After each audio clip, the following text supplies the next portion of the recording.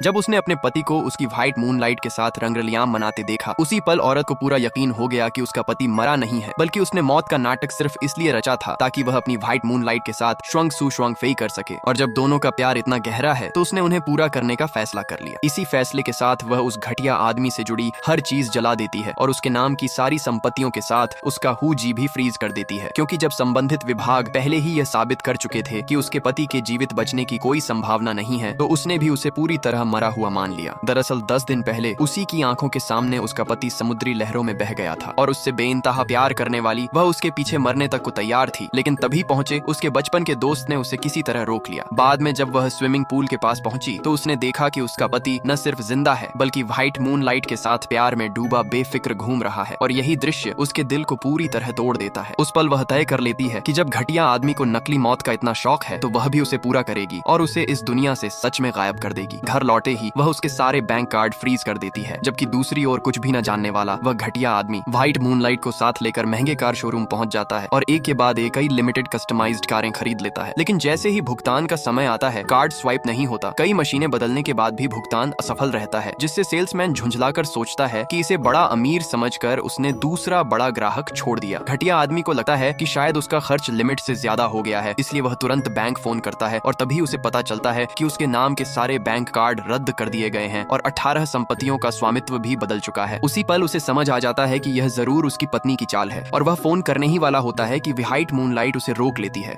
और याद दिलाती है कि फोन करने से नकली मौत का राज खुल जाएगा। इधर जब सेल्समैन को यकीन हो जाता है कि उसके पास पैसे नहीं है तो वह तुरंत रंग बदल लेता है और उसे फटकारते हुए कहता है कि अमीर बनने का नाटक करके उसने उसका भारी कमीशन डुबो दिया। साथ ही धमकी देता है कि आज पैसे दिए बिना वह दुकान से बाहर नहीं जा सकता। पीछे खड़े लोगों को देखकर घटिया आदमी मजबूर होकर व्हाइट मूनलाइट को पत्नी से पैसे मांगने भेजता है। व्हाइट मूनलाइट औरत से कहता है कि उसका पति अभी सिर्फ लापता है, मौत की पुष्टि नहीं हुई है और कार्ड रद्द करना उसकी निर्दयता है, जिस पर औरत उससे उसकी हैसियत पूछती है। तब वह खुद को घटिया आदमी का अच्छा दोस्त बताकर झूठ बोलता है कि उसे उसके कुछ सुराग मिले हैं। औरत यह सुनते ही कहती है कि वह उसे ढूंढने निकल पड़ेगी, लेकिन व्हाइट मूनलाइट यह कहकर खुद जाने की जिम्मेदारी ले लेता है कि खोज का दायरा बढ़ाने में कम से कम 1 करोड़ लगेगा। औरत बिना हिचक मान जाती है और वादा करती है कि 1 घंटे में पैसे भेज देगी। यह खबर लौटकर व्हाइट मूनलाइट घटिया आदमी को देता है, जिससे वह खुश होकर सोचता है कि औरत आज भी उसे पागलों की तरह प्यार करती है।